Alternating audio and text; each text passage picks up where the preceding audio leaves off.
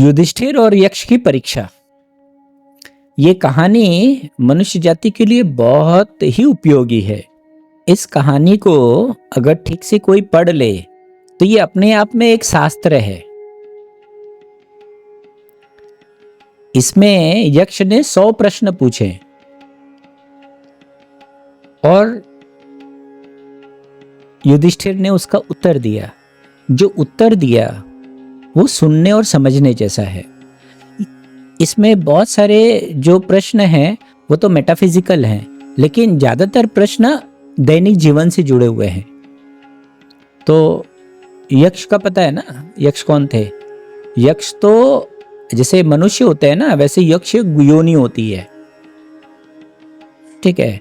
और वो जो यक्ष है वो भी जब स्वरूप में, अपने स्वरूप में जब आए तो उन्होंने देखा कि ये यमदेव हैं, उनके अपने पिता हैं। उन्होंने उनकी परीक्षा ली थी, ठीक है। तो उन्होंने बहुत सारे प्रश्न किए, उसमें से कुछ प्रश्न ही मैं लेता हूं, क्योंकि 100 प्रश्न अगर मैं लूंगा तो बहुत लंबा हो जाएगा, है ना। वो आपको पढ़ने को मिल जाएगा, अगर आपकी इच्छा होगी तो आप कहीं भी पढ़ पाएंगे। आजकल तो गूगल में सब अवेलेबल है। तो कुछ प्रश्नों को लेता हूं मैं। जैसे, हमें ज्ञान कहाँ से प्राप्त होता है? तो उन्होंने जवाब दिया, वेद से। अब वेद सिर्फ 4 नहीं है, मैं ये कहना चाह रहा हूं।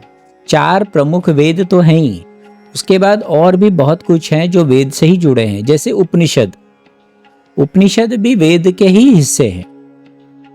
अगर आप वेद नहीं पढ़े तो भी चलेगा, क्योंकि उसमें तो उद्घोषणाएं हैं, लेकिन उपनिषद पढ़ना बहुत जरूरी है, क्योंकि उपनिषदों ने वेदों को वैज्ञानिक ढंग से समझाया है।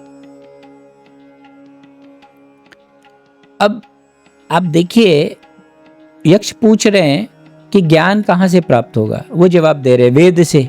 आप वेद पढ़े नहीं, आपके स्कूल, कॉलेज, यूनिवर्सिटी में तो वेद पढ़ाए नहीं जाते हैं, तो क्या आपको ज्ञान मिलेगा? और अगर ज्ञान मिल रहा है आपको तो वो कौन सा ज्ञान है, और वेद में कौन सा ज्ञान है? जो आप स्कूल, कॉलेज, यूनिवर्सिटीज में पढ़ते हैं वो तो जीविका जीने के लिए है ना। लेकिन वेद में जो ज्ञान है वो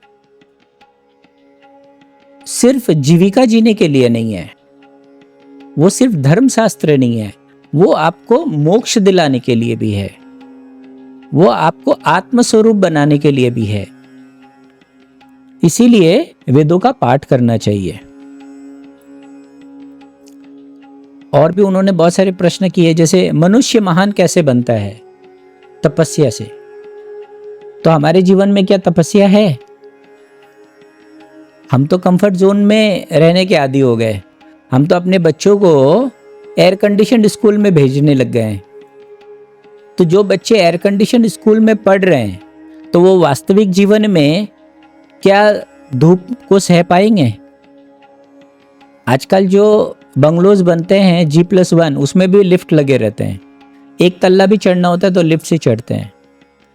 तो हमारा स्टेमिना अच्छा होगा या बुरा होगा? और ये बात तो हम छोटे छोटे बच्चों में भी डाल रहे हैं। तो हमारे जीवन में तपस्या कैसे आएगी? और तपस्या अगर नहीं आती है तो हम महान कैसे बनेंगे? तो हमें कंफर्ट जोन से बाहर आना चाहिए। और बहुत सारे प्रश्न है, जैसे कि ब्राह्मण कौन है? अब ये तो जितना उस दिन रिलेवेंट था आज भी उतना ही रिलेवेंट है ये प्रश्न, ब्राह्मण कौन है, क्योंकि हमने वर्णों में बांट रखा है लोगों को। तो वो जवाब देते हैं, जो ब्रह्म को जान ले वो ब्राह्मण है। यानी कुछ बातें पता चलती है। यानी महाभारत के समय भी ये वर्ण व्यवस्था की समस्या थी, आज भी है। तो वो कहते हैं ब्रह्म को जो जान ले वो ब्राह्मण है। यानी ब्राह्मण जन्म से नहीं कर्म से बनता है, यही कहना चाह रहे।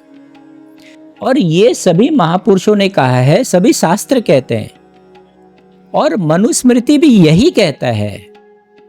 उसको मिस इंटरप्रेट किया गया है। जैसे कुरान को सबसे ज्यादा मिस इंटरप्रेट किया गया है, वैसे ही मनुस्मृति को सबसे ज्यादा मिस इंटरप्रेट किया गया है।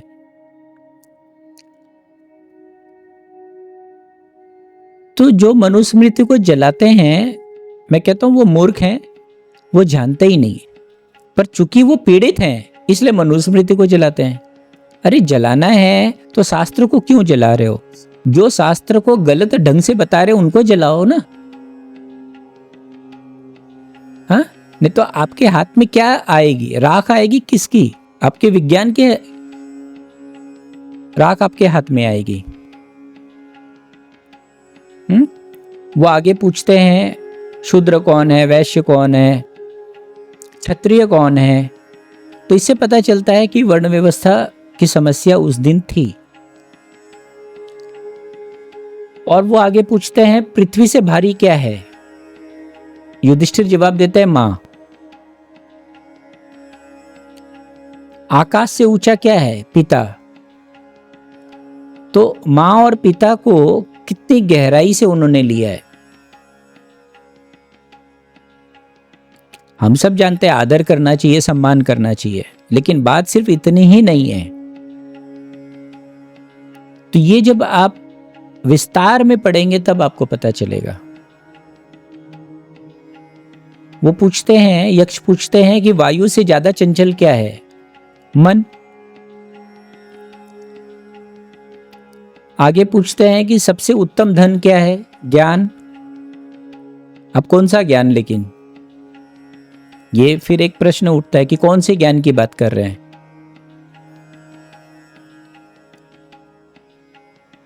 और हम कितना और कौन सा ज्ञान लेते हैं?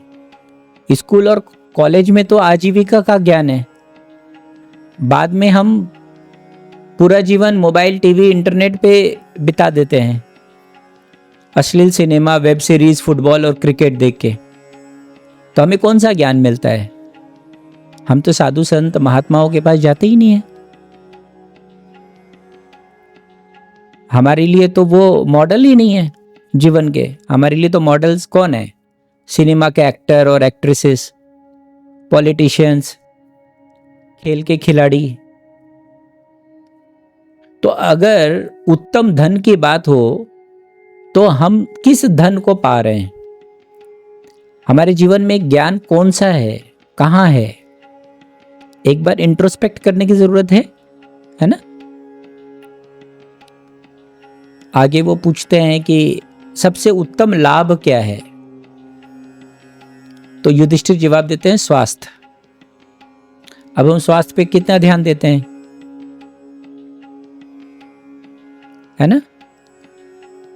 तो ये देखने की जरूरत है कि हमारा क्या स्वास्थ्य है, या हम बीमार की चलती फिरती एक मूर्ति हैं। वो पूछते हैं कि सबसे बड़ी सुख क्या है? संतोष। संतोषम परम सुखम।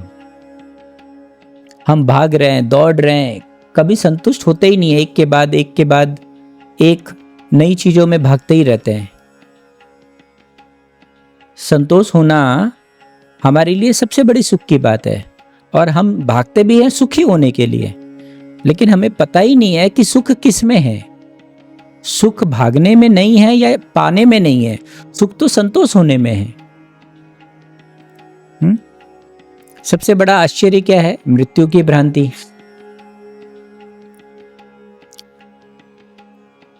हम सब जानते हैं मृत्यु एक भ्रांति है, किताबों में पढ़ा है, लेकिन हम सबसे ज्यादा डरते किससे हैं? सबसे ज्यादा भय किस बात का होता है? मृत्यु का। तो ये युधिष्ठिर की सबसे बड़े आश्चर्य की बात है कि हम जानते हुए भी इस भ्रम को अपने जीवन में पाले रखते हैं। फिर यक्ष पूछते हैं कि जीवन का सार तत्व क्या है? तो युधिष्ठिर जवाब देते हैं श्वास। अब श्वास तो अपने आप घटती है, स्वचालित है, फिर भी हम श्वास से कितनी दूर हैं आप देखो। हम कितनी उथली उथली श्वास लेते हैं, हम ठीक से श्वास तक नहीं लेते हैं, जो हमारे जीवन का सार तत्व है। अगर हम ठीक से श्वास लें तो हमारे जीवन की बहुत सारी समस्याएं समाप्त हो जाएं। अगर ठीक ठीक श्वास लें तो हमारा जो फिजिकल एंड मेंटल जो वेलबीन है वो बहुत अच्छा हो जाए, लेकिन हम ठीक से श्वास भी नहीं लेते हैं। वो पूछते हैं कि सबसे सुखी इंसान कौन है, तो युधिष्ठिर जवाब देते हैं जो कर्ज मुक्त है, जिसके ऊपर कोई कर्ज नहीं है। लेकिन आजकल कर्ज लेना तो फैशन है। अगर आपके पास क्रेडिट कार्ड नहीं है तो हाँ, और 2-4 लोन किसके ऊपर नहीं है? घर का लोन, गाड़ी का लोन, वकेशन का लोन, पर्सनल लोन, छोटे छोटे सामान सब लोन पे मिलते हैं, टीवी, फ्रिज, एसी, तो लोन ही लोन है, कर्ज ही कर्ज है। तो इस ढंग से उन्होंने 100 प्रश्न पूछे और युधिष्ठिर ने 100 प्रश्नों का जवाब दिया है।